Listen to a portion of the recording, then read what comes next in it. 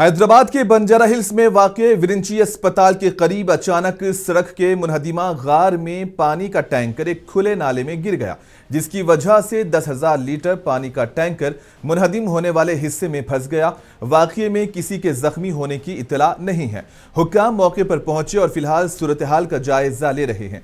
इब्तदाई रिपोर्ट्स में ज़ेरे ज़मीन पाइपलाइन या नक्कासी आब के निज़ाम को मुमकिन नुकसान का पता चलता है, लेकिन हुक्काम ने इसकी वजह की तस्दीक नहीं की है। मज़ीद तफसीलात का इंतजार है क्योंकि रेस्क्यू और मरम्मत का काम जारी है। ये वाक़या पीर को शहर में मानसून की शदीद बारिश के बाद पेश आया है, जिससे इलाके में खौफ व हिरास फैल गया। तो वहीं दूसरी जानिब सड़कों में इस्तेमाल किए जाने वाले मटेरियल पर भी अब सवालात उठने लगे हैं।